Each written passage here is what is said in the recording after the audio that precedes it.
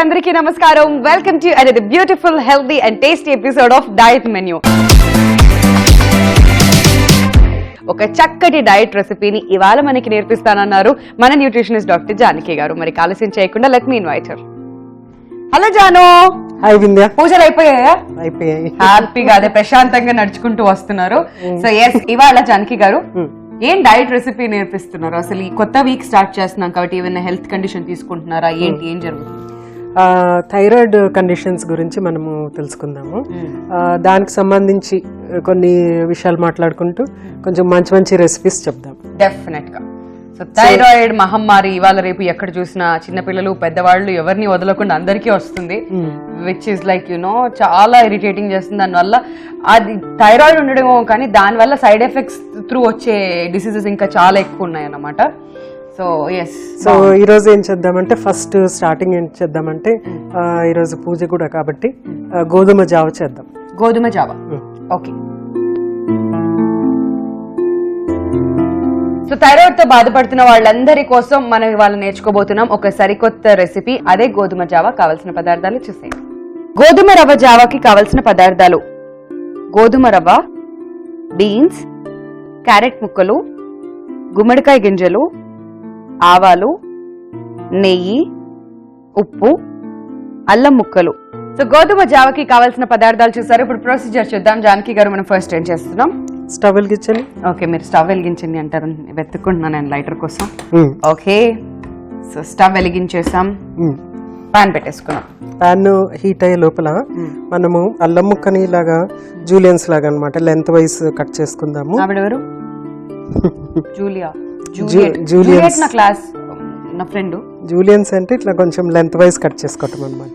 ఓహో, కొత్త కొత్త పదాలు కూడా నేర్చుకుంటున్నాను ఏంటో జానకి గారి దగ్గర. జూలియన్స్ లాగా కట్ చేసుకుందాం అంటే ఇలా, అంటే మనం పెసరట్లో ఉల్లిపాయలు వేసుకుంటాం చూడండి, అది కూడా జూలియన్స్ అంటారా? అలా అనొచ్చు. Okay, very good.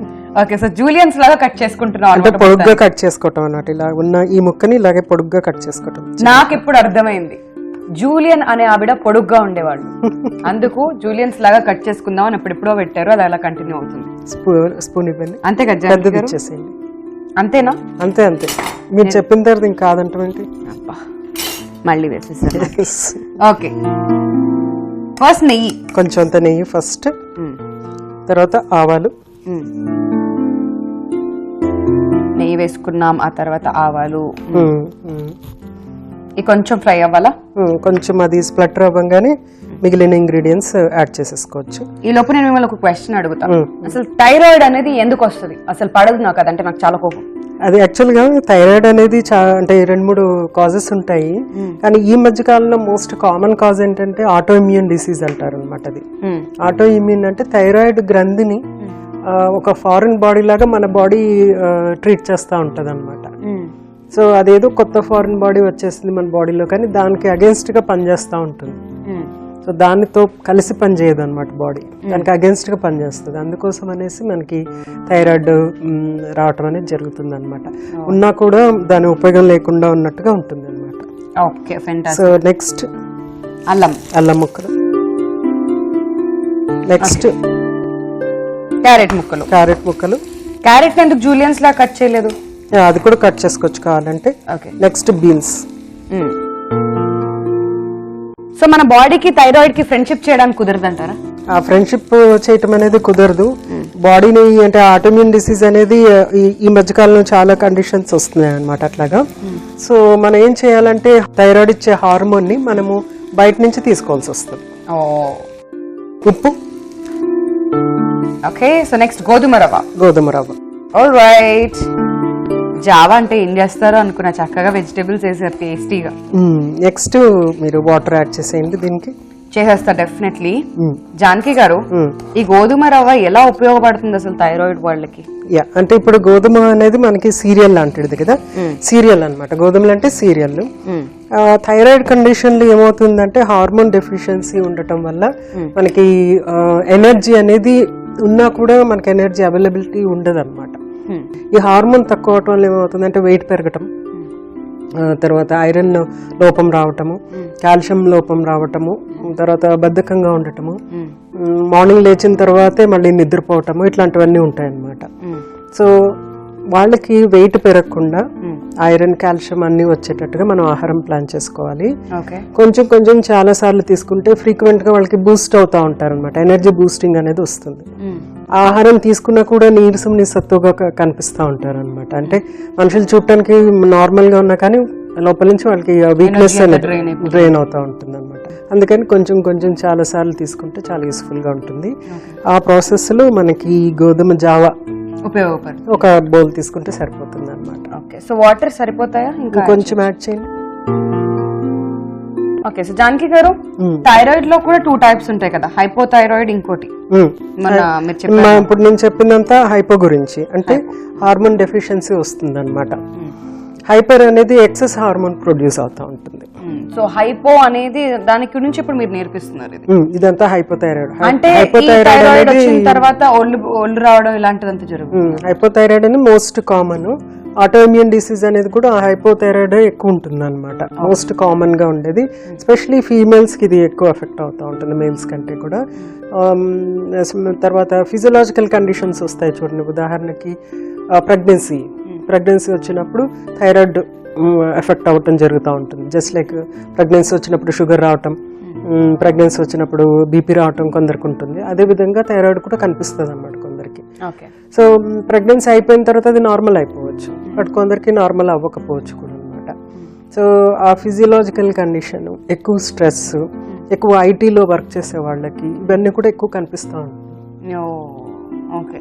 సో మొత్తం మీద ఎవరెవరికైతే ఇలా థైరాయిడ్ వస్తుందో మనకి జానకి గారు చెప్పారు, and more over hypo thyroid ఉన్న వాళ్ళకి ఈ రెసిపీ బాగా ఉపయోగకరంగా ఉంటుంది అంటున్నారు. ఈవెన్ హైపర్ ఉన్నా కూడా తీసుకోవచ్చు, బట్ మనం మాట్లాడుకునేదంతా కూడా థైరాయిడ్, మోస్ట్ కామన్ గా థైరాయిడ్ అనగానే హైపో అన్నమాట. సో ఈ వీక్ అంతా కూడా హైపో థైరాయిడ్ ఉన్న వాళ్ళకి మనం recipe. Exactly. Okay, fantastic. So ఇప్పుడు ఇది ఇలా ఎంతసేపు మనం కుక్ చేసుకోవాలి? గోధుమలు కుక్ అయిపోవటం, నెక్స్ట్ వెజిటబుల్ కుక్ అయిపోగానే తీసేయచ్చు. వాటర్ అంతా కూడా అదంతా తీసుకుని బాయిల్ అయిపోతుంది, థిక్ గా ఫామ్ అయిపోతుంది జావలాగా.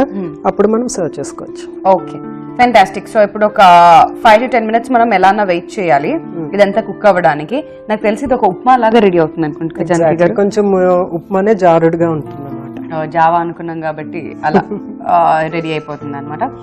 ఓకే, సో చక్కగా దీన్ని కొంచెం సేపు మనం కుక్ అవ్వనిద్దాం. బట్ మీన్ వైల్, సో ఇలా థైరాయిడ్ రాకుండా ఉండడానికి ఏమైనా జాగ్రత్తలు తీసుకోవచ్చు అంటారు?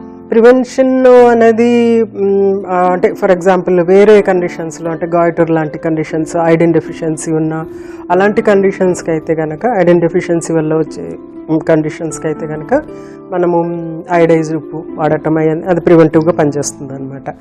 బట్ ఆటో ఇమ్యూన్ అయితే మనము ప్రివెంట్ చేయలేము ఇన్ ద సెన్స్ అది ఎప్పుడు వస్తుందో ఎలాగొస్తుందో కూడా మనకు తెలియదు అనమాట. ఆటో ఇమ్యూన్ అనేది మోస్ట్ కామన్గా వస్తుంది. ఓన్లీ ట్రిగరింగ్ ఫ్యాక్టర్ ఏదవుతుందంటే స్ట్రెస్ అనేది ట్రిగరింగ్ ఫ్యాక్టర్ అవుతుంది అనమాట. Physiological condition, pregnancy is a triggering factor అవ్వచ్చు.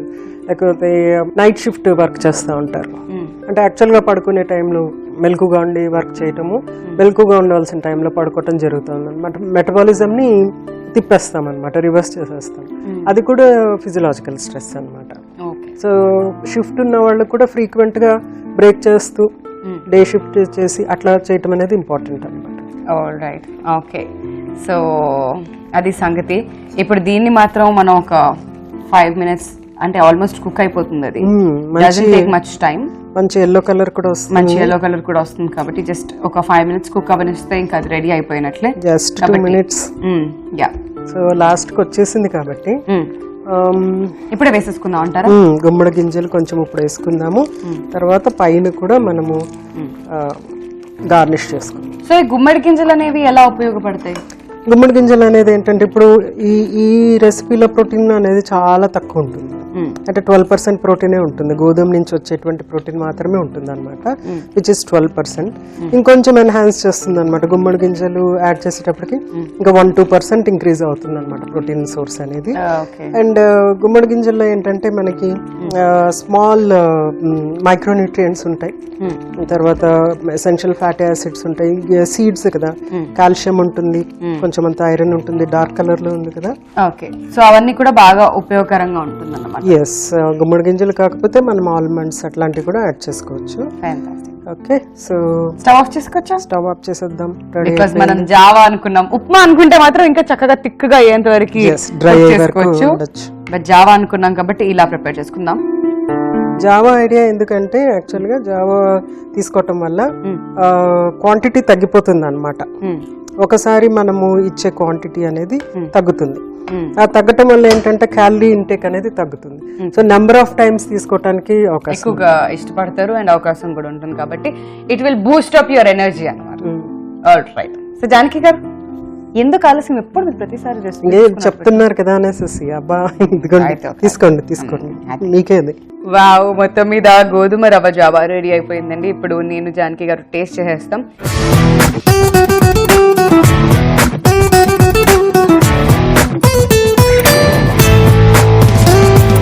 ఇప్పుడు జానకి గారు నేను టేస్ట్ చేసి ఎలా ఉందో మీ అందరికి చెప్పేస్తాం. సో జానకి గారు డాడీ, మన కాంపిటీషన్ ఇక్కడే స్టార్ట్ అవుద్ది అనమాట.